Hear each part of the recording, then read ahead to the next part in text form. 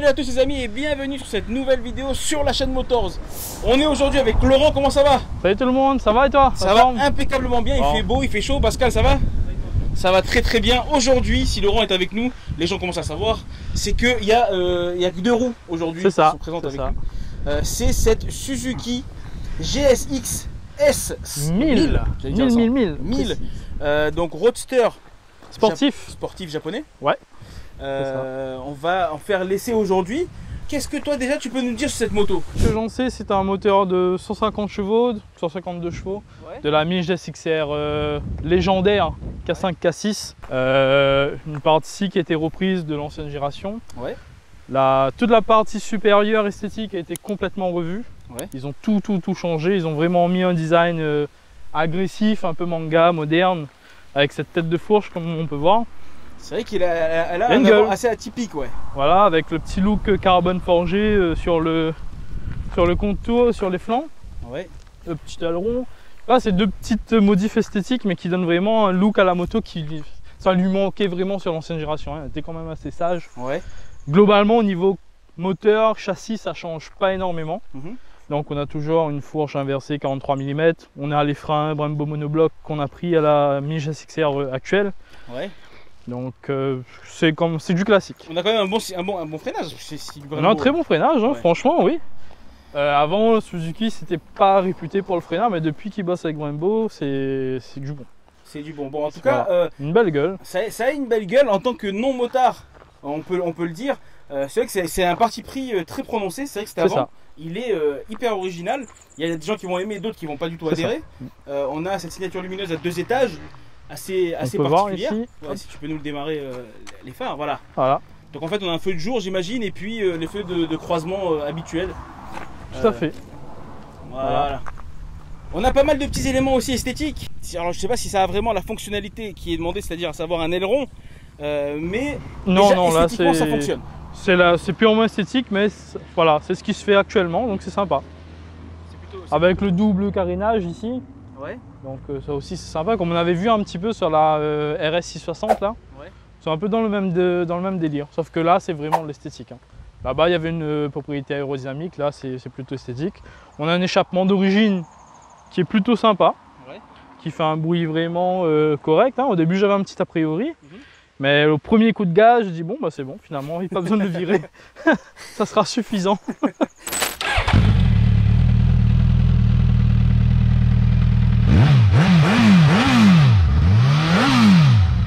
La couleur disait des gens, moi j'aime bien. C'est dingue parce que ça reprend la couleur du réservoir. C'est plutôt stylé. Le coloris en général, oui, c'est ce qui se rapproche un peu de la coloris MotoGP de Suzuki. Là. On a vu le même modèle en noir en concession, elle rend bien, elle est très brutale, agressive. Mais je pense que cette couleur là, ça la relève vraiment bien. Ça lui donne une petite touche sympa, surtout en plus la fourche à l'avant. Le petit doré, bah moi c'est doré, c'est bon, j'achète. C'est doré, c'est validé. Ok, donc là on arrive à l'arrière. L'arrière, c'est vrai que paradoxalement, contrairement à ce qu'on voit à l'avant, qui est hyper taillé, très dessiné, très sculptural, l'arrière il est très basique. Il est plutôt sage, c'est vrai. Ouais. Après, bon, je pense que le premier truc qu'on fait quand on achète la moto, c'est de virer ça. De mettre un support de plaque un peu plus sympathique, un peu plus court. C'est vrai que le support de plaque il est hyper Après, grand, bon, on a quand même des petites flancs dessinés ici. Ça donne un petit effet, mais c'est vrai que c'est un peu sage. Comparé à l'avant, on s'attendait à ce que ce soit un peu plus homogène. Voilà. Sur l'avant et l'arrière est un peu plus sage. Mais c'est un effort parce que Suzuki, quand même, pendant plusieurs années, c'était quand même un design très sage, très sobre, passe-partout. Là, il s'affirme, c'est sympa. Après, c'est vrai qu'on retrouve un petit peu ce genre de feu sur la MT-07, 09. On commence à en voir quelques-uns, mais ils ont osé. C'est pas mal. Justement, puisque tu nous parles de ces concurrentes, elle vient se positionner où celle-là? Alors elle se démarque totalement de ce qui se fait actuellement. Ouais. Pour moi, j'estime que sa vraie concurrente, c'est la CB1000R, qui est à peu près dans la même gamme de prix. On est à 10 chevaux de différence. Parce que si on la compare à la 1290, à la Street Fighter V4, à la Tuono, à la Similaire, c'est pas comparable. On est dans d'autres sphères, on est dans du roadster hyper sport. Même si elle, on pourrait la qualifier d'hyper sport, mais elle est beaucoup moins violente, beaucoup moins exclusive que la concurrence. Donc elle, c'est la moto qu'on peut utiliser vraiment du lundi au dimanche sans concession, quoi. Ouais. Donc on sort du boulot, on veut rouler un peu, il n'y a pas de problème. C'est vrai, une moto qui est plutôt confortable, hein. Franchement, là on a roulé quelques minutes, j'étais bien dessus. Donc il y a un bon positionnement, hein. Bon, je ne suis pas très grand, je suis à 1m presque 80. Ouais. C'est vrai qu'on a l'impression que la moto est assez basse. Ouais, c'est ça. Donc je pense que ça s'adapte à tous les gabarits. Bon, là le sol n'est pas plat, ouais. Mais sur le sol plat, j'ai les genoux mi-pliés. Ouais. Donc franchement, je pense que ça s'adapte un petit peu à tout le monde. Position confortable.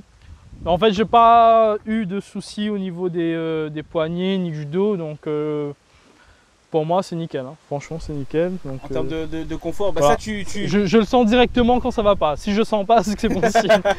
Vu que tu es sur la moto, on va parler peut-être fiche technique, la puissance, le couple de cette moto. Alors on est sur une puissance de 152 chevaux, donc on gagne 2 chevaux par rapport au modèle précédent. En fait, la puissance max maintenant par rapport à l'Euro 5, ils ont dû déplacer quelques trucs. On est 1000 tours, on a la puissance max 1000 tours plus loin. Moi je gagne 1000 tours, moi je suis content. Plus ça tire, plus c'est bon. Le couple, on perd 0,2 m/kg, c'est très sensible, mais bon, c'est pas très important. Par contre, il arrive un petit peu plus tôt. Ça c'est pas mal. Ça, c'est agréable. Au niveau comportement moteur, je me suis rendu compte que ce petit machin là c'est utile. Ouais. Parce qu'elle est très vive quand même, hein, faut pas croire. Hein. 150 chevaux, franchement, ça pousse quand même assez bien. Dès les bas régimes, il faut vraiment faire gaffe à la poignée. Hein. Donc ça te propulse quand même bien. Ouais, alors on n'a pas parlé du poids. Cette moto, on a combien elle est costaud, hein. C'est du 214 kg en ordre de marche. Ouais. Donc pareil, hein, on gagne 2 petits kilos par rapport au réservoir, qui fait du 19 litres maintenant. Ouais. Donc voilà, après c'est très sensible de kilos, c'est pas grand chose. Sur un roadster, ça va. Pour le déplacer, c'est un peu chaud, c'est un peu lourd. Ouais.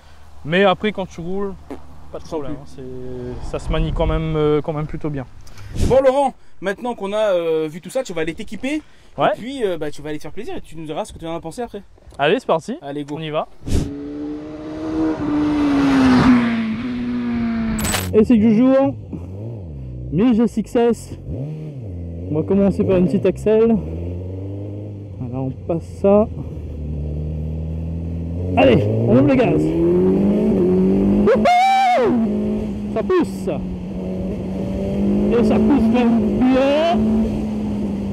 Ouais. Ça pousse super bien. Donc écoute, bon petit 4 cylindres. 152 chevaux. Oh. Ça tracte bien comme il faut, on a le couple bien placé. Niveau sensation, on est quand même vraiment bien. Elle est très stable. Donc tu la places sur l'angle tranquillement, tu ouvres le gaz. Alors à savoir, je suis en traction control off, je suis en mode A, donc aucune aide, à part l'ABS je pense. Elle se comporte super bien. Ça freine bien. Je sais pas si on entend bien le bruit, mais elle dégage bien. Alors le quick shifter, juste ça, de série les gars, merci hein, parce que ça nous sauve la vie. Ça permet d'avoir une prise en main vraiment immédiate. La moto, comme je vous dis, le châssis il est incroyable, hein. Il bouge pas, il est super souple. Et quand tu peux la placer dans l'angle facilement, et quand tu es dans l'angle, tu ouvres les gaz et il fait son taf. Alors petit défaut, c'est un écran TFT qui est pas super lisible. Il y a beaucoup d'infos, hein. Donc mais c'est pas super lisible. Au soleil, à l'ombre, ça change pas grand chose. Alors petit changement, on a du ride by wire maintenant.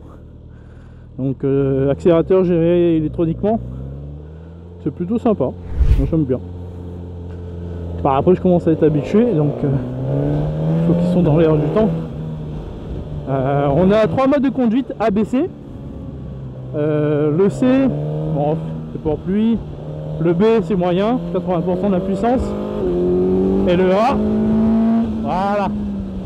Le A c'est celui-là. C'est un traction control qu'on peut vraiment gérer au doigt quoi. Hein. Voilà, une moto hyper joueuse. Elle se comporte vraiment comme une petite 750. Pour moi, elle serait accessible un petit peu tout le monde. Hein. Là, tu dépasses tranquillement.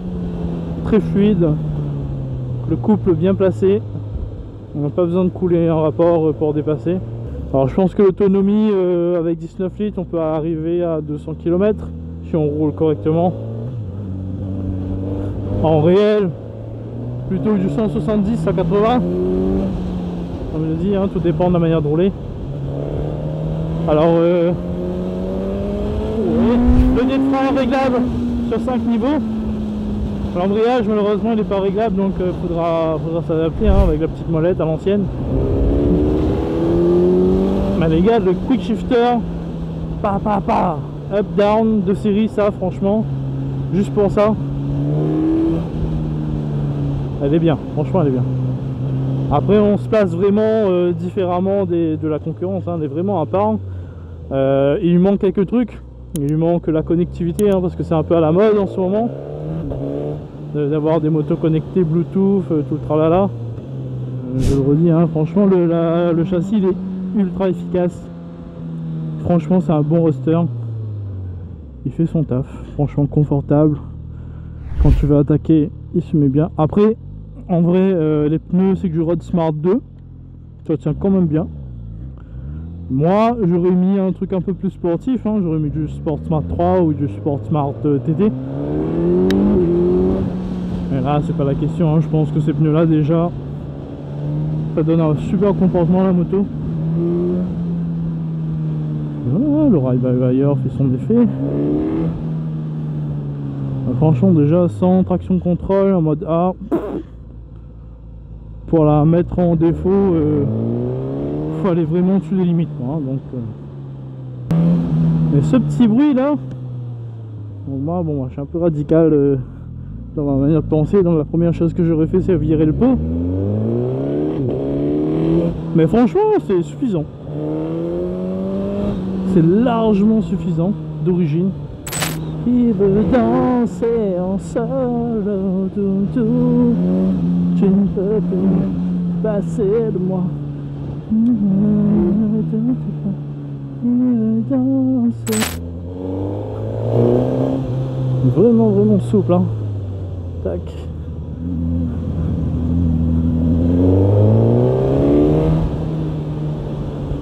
Un moteur super volontaire. Ça reprend dès les bas régimes, pourtant on connaît bien les 4 cylindres.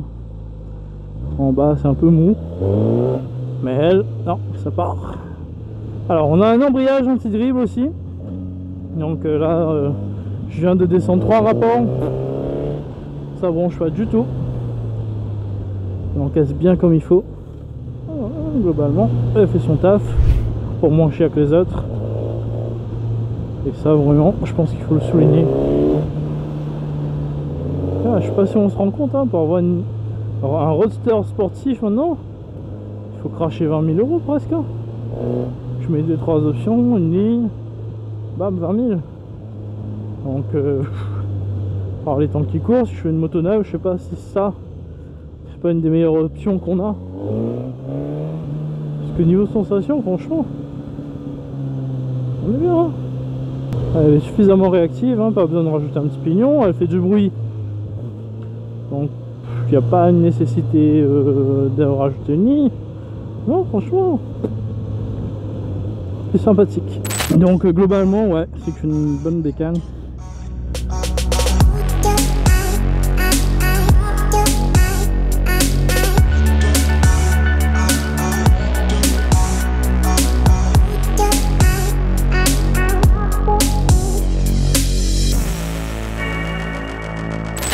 Les amis, on est de retour à la concession Moto 2000 de Sainte-Clotilde avec Laurent, notre ami Laurent. Toujours là. Cette sexy moto, la Suzuki GSX S1000. On fait un petit bilan ensemble. Ouais. Qu'est-ce que tu as pensé de cette conduite? Bah écoute, globalement, c'était quand même une bonne moto. Ouais. C'est vraiment, ça tranche vraiment avec ce qui se fait aujourd'hui. Ouais. On a quelque chose qui est raisonnable par moment, mais qui, dès qu'on tourne la poignée, elle se transforme. Ouais. Donc c'est peut-être un peu ce qu'on recherche, hein, parce qu'on a quand même des motos assez radicales aujourd'hui. Il n'y a pas de juste milieu. Et ouais. Là, je pense qu'avec celle-là, on l'a trouvé. Un châssis assez soigné, un tout nouveau design de Suzuki, vraiment un design affirmé. Ils sont vraiment lâchés sur celle-là. Ouais. Une partie cycle vraiment au top, hein. Déjà éprouvé sur l'ancienne, ils n'ont pas changé. Ouais, là on a un bon freinage. Petit plus, les freins Brembo de la GSX-R. Ouais. Comme je l'ai dit, hein, vraiment très souple, très stable. Après, pour la montre pneumatique, elle est en Road Sport 2. Ouais.